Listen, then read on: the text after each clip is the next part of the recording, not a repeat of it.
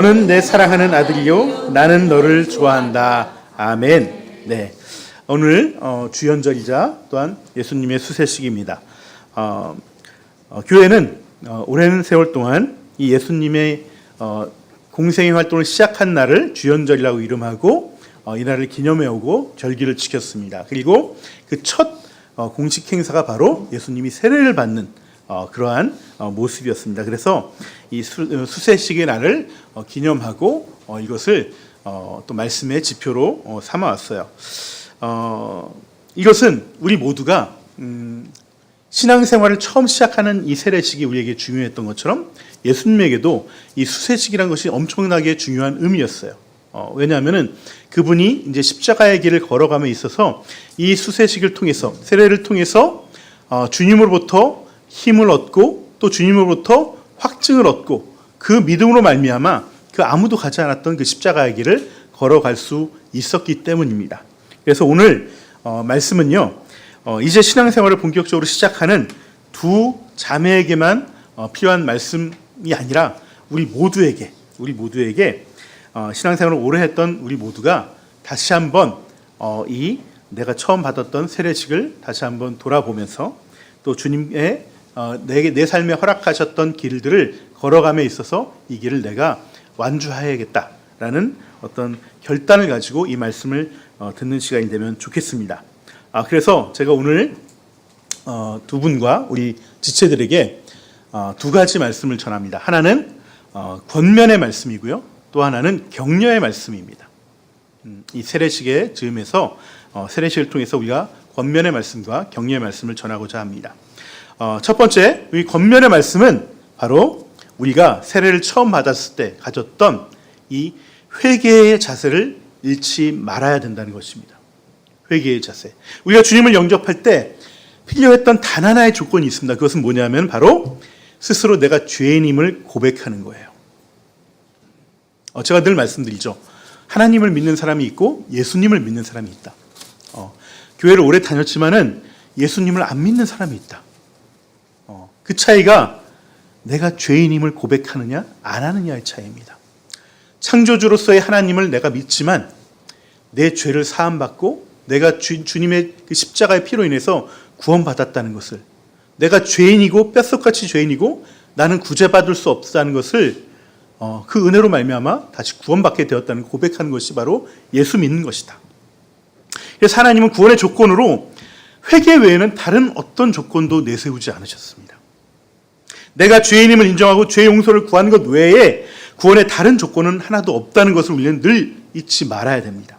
이 말은 우리가 얻은 구원 역시 이 조건이 계속해서 유지되는 속에서만 계속해서 유효하다는 것을 말하는 것이기도 합니다.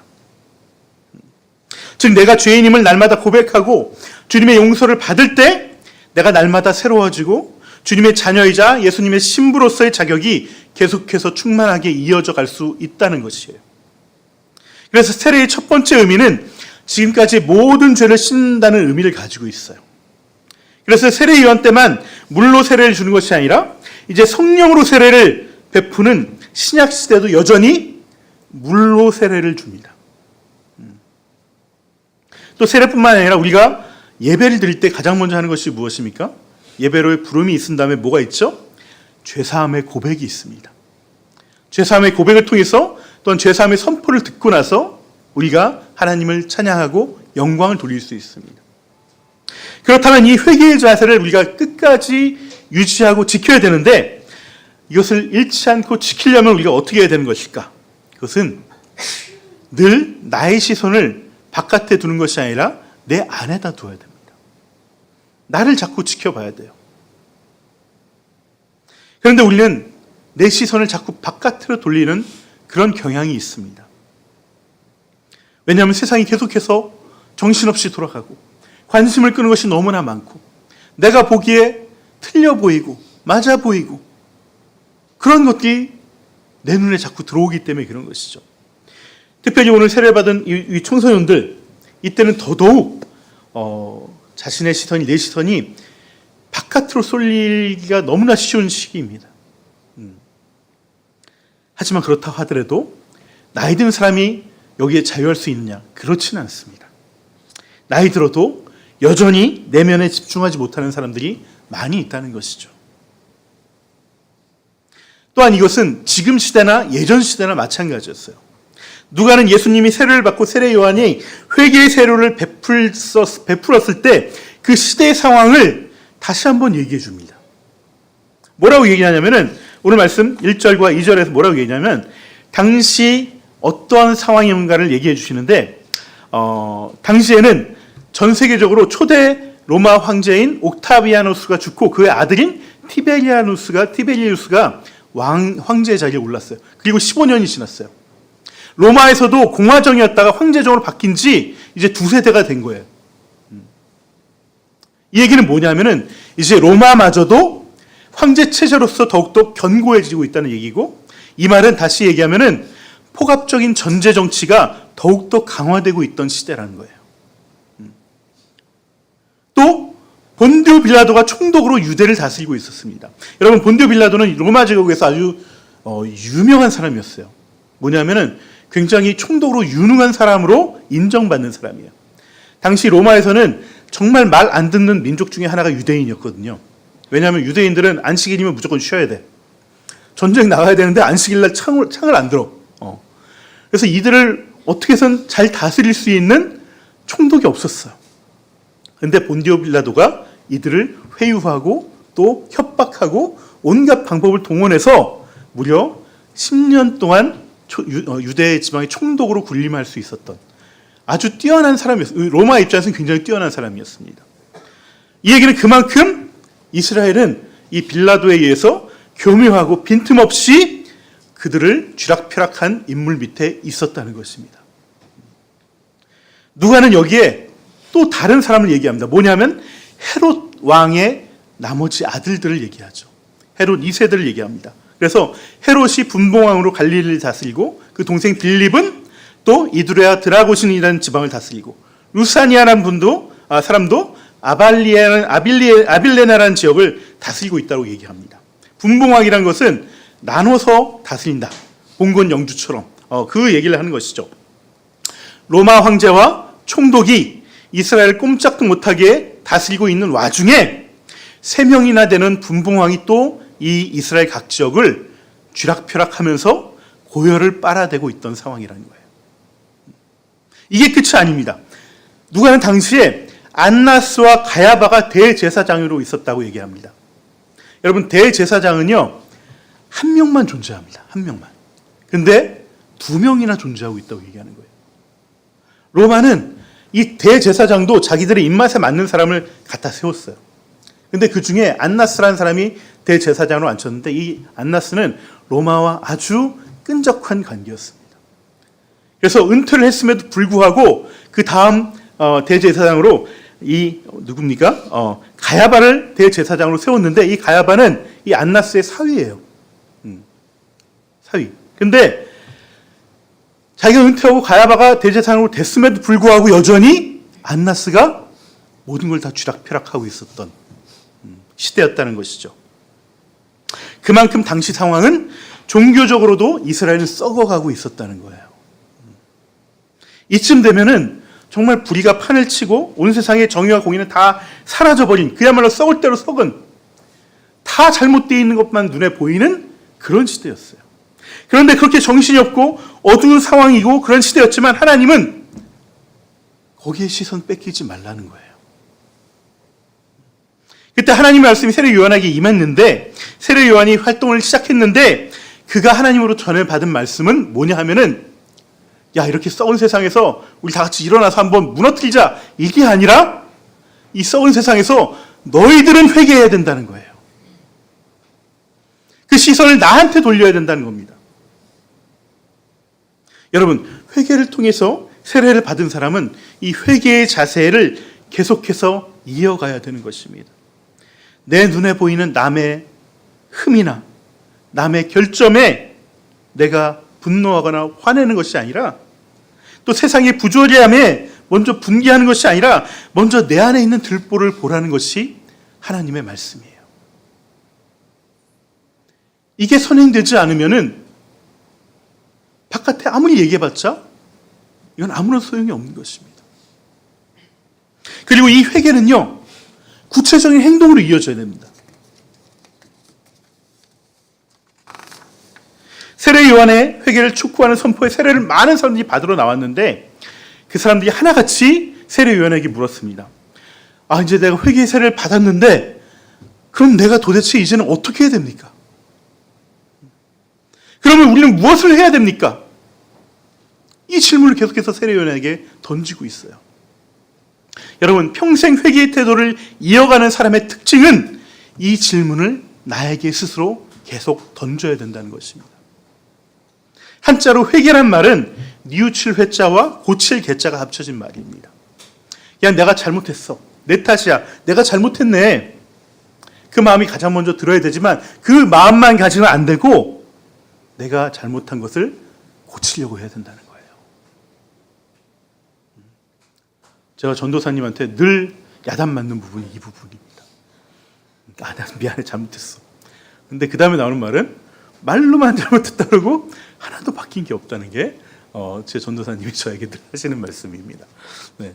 여러분, 내가 스스로 어떻게 고쳐야 되는지, 내가 뭘 해야 되지 이 상황에서? 그럼 나는 어떻게 행동해야 되지? 이걸 계속해서 물어봐야 돼요. 스스로에게. 이게 회개를 하는, 평생의 회개를 하는 자세이자 태도라는 것입니다. 여러분, 이 회개를 헬라어로 메타노이아라고 얘기하는데 이 메타노이아라는 뜻은 방향을 바꾼다는 거예요. 방향을 바꾼다는 거. 우리가 잘못된 길을 가고 있으면 가장 먼저 뭘 해야 됩니까? 가다가 멈춰서야죠. 더 가면은 점점 더 나쁜 길로, 이상한 길로 가는 것입니다. 거기서 멈춰서야 되는데 그 멈춰서는 것만이 다가 아니라 거기서 이제는 방향 전환을 해야 되는 거예요. 하나님의 뜻을 향해 방향 전환을 해야 된다는 것입니다. 지금까지 내 뜻대로 살아왔다면 이제는 멈춰서서 하나님 뜻이 무엇인지, 하나님 뜻이 어디에 있는지 그 하나님의 방향으로 나를 돌려서 그 길로 나가야 된다는 것이죠. 오늘 간증 가운데 우리 윤서와 하람이가 공통적으로 했던 말이 이것이죠. 하나님을 알기 전에는 그냥 내가 어떻게 해보려고 그랬어. 근데 그렇게 해봤는데 애는 썼지만 뭐가 안 된다는 거예요. 예수님께서 산상수훈 마지막에 이 말씀을 하십니다. 나의 말을 듣고 지키는 자는 그 집을, 그 인생이란 집을 모래 위에 짓는 것이 아니라 반석 위에 짓는 것이다. 말을 듣고 행하지 않는 사람은 반석 위에 짓는 것이 아니라 모래 위에 짓는 거예요. 여러분, 말을 듣고 행하는 자와 행하지 않는 자의 차이는 둘 다 행하지 않는 게 아니에요. 다 나름대로 열심히 행하면서 살고 있어요. 인생을 열심히 나름대로 읽으면서 살고 있어요. 근데 살았지만 한 사람은 반석 위의 인생을 살아서 풍파가 들어도 무너지지 않습니다. 똑같은 노력을 했는데 누군가는 모래 위에 자기 집을 지어서 바람만 불면 픽픽 쓰러져요. 이게 회개하는 자의 복이에요. 여러분, 하나님의 뜻으로 하나님을 향해서 방향을 전환한다는 것은 다른 것이 아닙니다. 바로 하나님의 그 사랑을 쫓으라는 거예요. 하나님의 사랑을. 이 사랑은 마음의 긍휼만을 얘기하는 것이 아닙니다. 구체적인 나눔과 구체적이고 실제적인 행동과 헌신이 있어야 되는 것입니다. 요한은 옷 2벌 있는 사람 1벌 나누라고 얘기합니다. 어디 백화점 가서 옷 사다가 두라는 것이 아니라 내가 가지고 있는 한에서 나누라고 얘기합니다.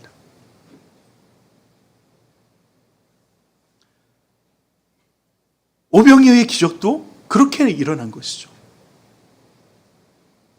우리 연초가 되어서 이제 우리 하늘남 교회 함께 1인 1사역 운동을 벌이고 있습니다. 큰 거 하라는 것이 아니라 내가 할 수 있는 거, 내 공동체에 책임질 수 있는 거, 그걸 하자는 것이죠. 그때 내가 회개의 온전한 삶을 살아갈 수 있다는 것입니다. 이것이 진정한 하나님이 원하시는 회개라는 것이에요. 또 하나는 자기가 하는 일을 통해서 정의를 이루라고 말씀하십니다. 요한은 세리와 군인들이 자기에게 와서 물어보는데 뭐라고 얘기하냐면 자신의 지위와 자신의 힘을 가지고 남의 것 뺏지 말라고 얘기합니다. 억지로 요구하지 말라고 얘기합니다.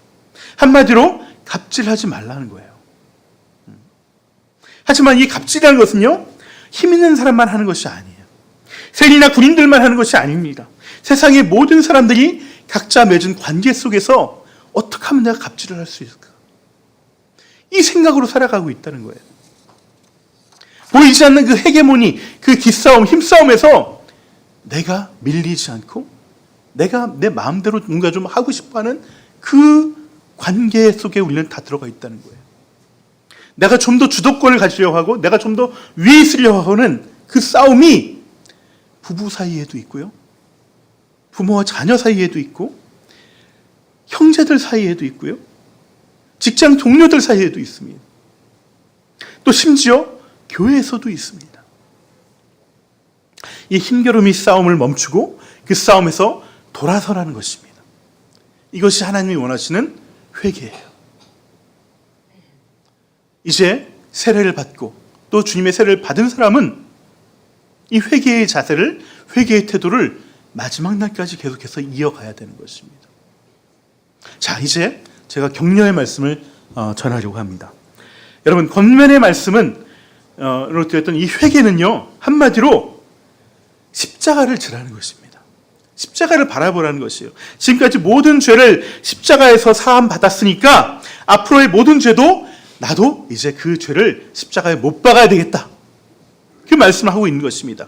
성경은 늘 자기 십자가를 짊어지라고 말씀하고 있는데 이것이 성경 전체의 권면이에요.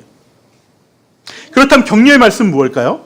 그것은 바로 부활을 드리는 겁니다. 부활. 우리 신앙엔 크게 두 가지 축이 있습니다. 하나는 십자가이고 또 하나는 부활입니다. 십자가를 바라보고 십자가에 자신을 못 박는 것이 성경의 권면이고 우리가 따라가야 하고 닮아가야 될 주님의 모습이라면은 동시에 우리에게는 부활의 은혜를 누릴 수 있는 권한이 있습니다. 십자가는 내가 십자가를 져야만 하는 것이지만 부활은 내가 뭘 해야지만 내가 얻을 수 있는 게 아니에요. 부활은 그냥 주님의 말씀을 있는 그대로 내가 수용한 결과로 우리에게 주어지는 선물과 같은 것이에요. 그렇다면 우리는 무엇을 수용하고 무엇을 받아들여야 될까요? 그것은 바로 성령을 통해서 생명의 말씀을 듣고 믿음을 통해서 그 말씀을 받아들이는 거예요. 수용하는 거예요. 인정하는 것입니다. 부활이라는 것은 영원한 생명으로 충만하신 하나님으로부터 나오는 것이기 때문에 그 생명이신 하나님이 우리에게 주시는 것이 바로 부활의 생명이라는 것입니다. 그런데 이 부활의 생명은 반드시 성령을 통해서만 우리에게 주어져요. 그냥 우리가 아무 생각 없이 성경을 읽을 때, 말씀을 들을 때 우리에게 주어지는 것이 아니라 성령의 감동 가운데 우리가 이 말씀을 보고 접하고 듣고 또 성령의 임재 가운데 그 말씀을 볼 때 우리에게 주어지는 것이 부활의 은총이라는 것입니다. 하나님은 우리에게 십자가의 길을 걸어가라고 하시면서 권면하시면서 그냥 가라고 하지 않습니다. 반드시 그 십자가의 길을 넉넉하게 이길 수 있는 생명을 주시고 그 길을 가라고 말씀하시죠. 우리에게는 그 십자가의 길을 갈 수 있는 힘이 없다는 것을 하나님은 너무나 잘 알고 계십니다. 그렇기 때문에 우리에게 먼저 부활의 생명을 넣어주시기를 원하세요. 그 십자가의 길, 예수의 길을, 주님의 길을 닮아가는 그 길을 갈 수 있도록 힘을 주신다는 거예요. 생명을 주신다는 거예요. 여러분, 모세의 후계자였던 여호수아는 오랜 광야에서의 방황을 끝내고 이제 드디어 가나안 땅에 들어갈 수 있었습니다. 가나안 땅은 하지만 새로운 도전이 기다리고 있어요. 그동안 40년 동안 방황했던 이 광야는요, 거친 자연과의 싸움이었어요. 먹을 것이 없는 어떤 그 곳에서 내 생명을 지키는 싸움이었고요. 물이 없는 곳에서 갈증과 싸우는 싸움이었어요. 하지만 새로운 땅 가나안은 자연이 아니라 사람들과의 싸움입니다. 미지의 땅인 가나안은 그가 40년 전에 보았던 그 거인들, 아낙 자손들이 아직도 살고 있는 무서운 땅이었어요. 그것을 차지하려면 그 힘센 거인들과 싸워서 이겨야지만 그것을 차지할 수 있었어요. 여러분, 자연이 무서울 거예요? 사람이 무서울 거예요? 사람이 무서워. 맞습니다. 제가 어렸을 때 할아버지한테, 저희 할아버지는 이제 산을 주로 이제 뭐 이렇게 옛날엔 도로가 좋지 않아서 산을 넘어서 왔다 갔다 하시고 밤에도 산길 가시고 그렇게 하셨는데 산에 오를 때 산길을 갈 때 뭐가 제일 무섭습니까? 너 뭐가 제일 무서운지 아니? 나도 물어보더라고요. 그래서 동물이 무섭나요? 그때는 호랑이도 있었고 막 그렇으니까 그랬더니 산에서 가장 무서운 거는 사람이라는 거예요. 사람을 만날 때 너무나 무섭다는 거예요. 왜냐하면 그 사람이 어떤 사람인지 모르기 때문에 도적이나 강도를 만나면은 죽을 수도 있기 때문에 정말 쥐도 새도 모르게 그 사람이 무섭다고 합니다. 예전에 이런 속담이 있죠. 호랑이에게 물려가도 정신만 차리면 살아올 수 있다. 이 얘기 들어본 적 있죠? 여러분 이 속담이 어떻게 만들어졌을까요? 누가 만들었을까요? 이 속담을? 호랑이한테 물려갔던 사람이 만든 겁니다. 호랑이한테 물려갔는데 정신 차리고서 어떻게 도망쳐 나온 살았던 사람들이 한 명, 두 명이 모여서 너도 그랬어? 나도 그랬어. 야, 정신만 차리면 살 수 있어. 이 속담이 이렇게 만들어진 거예요. 왜냐하면 아무리 힘세고 무서운 호랑이일지라도 인간의 장점인 머리만 잘 쓰면은 정신만 잘 차리면은 도망갈 기회가 있기 때문에. 근데 산에서 나쁜 사람을 만난다면 쉽지 않다는 겁니다. 쉽지 않다는 거예요. 그만큼 사람만큼 무서운 게 없습니다. 우리도 사람을 만날 때마다 늘 긴장하잖아요. 아는 사람 맨날 보는 사람이 괜찮지만 또 일 때문에 누군가를 만나야 되면 긴장합니다. 이게 내 안에 두려움을 자극하기 때문에 그런 거예요. 여호수아가 젊었을 때는 이 안악 자손들 거인이지만 다 우리 밥이다 이렇게 호언장담을 했습니다. 젊었을 때는 믿음도 충만하고 힘도 있었고 기계도 있었습니다. 무엇보다 하나님의 사람 모세가 이스라엘을 인도하고 있었어요. 당시 모세가 이끌던 이스라엘은 당시 최고의 군사력을 가졌던 이 이집트를 싸움 한 번 하지 않고 다 수장시켜버렸던 하나님이 함께 하셨던 그 모세가 있었기 때문에 여호수아는 안악 자손이 아무리 크더라도 그들은 다 내 밥이다 이렇게 얘기할 수 있었습니다. 하지만 이제는 그렇게 든든하게 따랐던 아버지 같았던 모세가 없어요. 죽었어요. 이제 홀로 이스라엘을 이끌며 그 안악 자손들을 상대해야 될 상황이 펼쳐진 것이죠. 이때 하나님은 여호수아에게 까라면 까야지 가라 이렇게 말씀하지 않으셨다는 거예요. 하나님 뭐라고 말씀하셨습니까? 여호수아에 보시면 이런 말씀이 나옵니다. 하나님이 영으로 여호수아의 장막에 들어가셔서 임재하셔서 나 하나님이 모세와 같이 있었던 것처럼 여호수아 너와도 함께 있을 것이다. 내가 너를 떠나지도 버리지도 않을 것이다. 내가 그 땅을 너에게 줄 것이다. 그 생명의 말씀이 죽음같이 두려웠던 그 여호수아의 마음을 강하게 만든 거예요. 죽을 것 같았던 그 상황이 해볼 수 있어. 나 갈 수 있어. 그 죽음의 자리가 아니야. 내가 더 살아나는 자리야. 라는 믿음을 갖게 했다는 거예요. 예수님 역시 마찬가지입니다. 이 십자가의 길은 그 누구도 가지 않았던 길입니다. 하나님이신 예수님조차 가보지 않았던 그 길이 바로 십자가의 길이고요.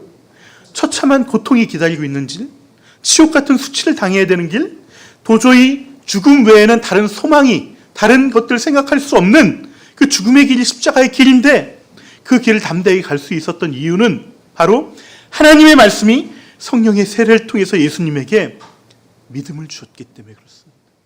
부활의 생명을 불어넣어 주셨기 때문에 그런 것이에요. 그 말씀이 어떤 말입니까? 바로 예수님을 사랑하신다는 말씀. 너는 내 아들이라는 말씀. 그 사랑과 생명의 말씀 통해서 이제는 시작되는 그 십자가의 길을 내가 너와 함께 할 것이다. 비록 너가 죽을지라도 부활할 것이다. 그 사랑의 말을 들었기 때문에 예수님은 그 십자가의 길을 넉넉히 갈 수 있었던 것이죠. 여러분, 우리도 마찬가지입니다. 하나님은 우리에게 무작정 십자가의 길이 훌륭하니까 따라오라고 얘기하지 않습니다. 우리는 그것을 굉장히 부담으로 느낍니다. 내 아들도 했으니 너희들도 할 수 있다라고 하지 않습니다. 얘 아들 성공했으니 너도 성공할 수 있어가 아니라 우리에게 성령으로 오셔서 내가 널 사랑한다라고 말씀해 주세요. 넌 내 아들이기 때문에 내가 너를 끝까지 지킬 것이다. 약속해 주세요. 이 생명의 말씀을 통해서 내가 십자가의 길을 가면서도 이 길이 부활의 길이라는 것을 보게 되는 것이죠. 오늘 윤서와 하람이가 생애 첫 세례식을 거행했습니다. 이 세례식은 누구나 믿음의 사람이라면 일생에 딱 한 번 경험하는 것입니다. 하지만 이 의식은 한 번이지만 이 성령의 세례는 이제부터 날마다 하나님께 받을 수 있는 것입니다. 받아야 하는 것입니다. 이 성령 세례를 통해서 우리는 하나님부터 생명의 말씀을 듣고 또 사랑의 말씀을 날마다 들어야 됩니다. 그걸 들으면은 아무리 험한 길이라도 나는 갈 수 있어. 왜? 나에게 부활의 생명이 있기 때문에. 우리 모두가 마찬가지예요. 이미 성령님이 찾아오셔서 우리에게 하나님의 생명의 말씀, 사랑의 말씀을 하나님은 들려주고 계십니다. 이 말씀을 듣는 사람, 이 말씀을 수용하는 사람, 이 말씀을 그대로 믿고 있는 사람, 받아들이는 사람들에게는 부활의 생명을 누릴 수 있는 그 길을 열어주십니다. 성령의 세례를 통해서 부활의 생명을 누리면서 십자가의 길을 완주하는 그 길을 열어주시고 가게 하십니다.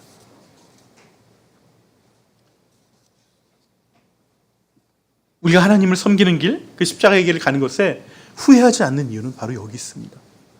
가라고 해서 갔더니 진짜 힘드네. 이게 아니라 가라고 해서 갔더니 힘들어 보였는데 가봤더니 거기에 부활이 있었구나. 거기 생명이 있었구나. 이게 진짜 복이었구나. 그것을 깨닫기 때문에 날마다 감사하고 찬양하며 그 길을 갈 수 있다는 것이죠. 이 시간 우리 나는 주를 섬기는 것에 후회하지 않습니다. 이 찬양을 하면서 오늘 세례를 받은 윤서와 하람이를 축복하고 또 우리도 그 성령의 세례를 통해서 주님의 생명의 말씀을 듣고 담대히 그 길을 함께 가는 저와 여러분이 되자고 결단하면 좋겠습니다. 이 같이 찬양하시겠습니다.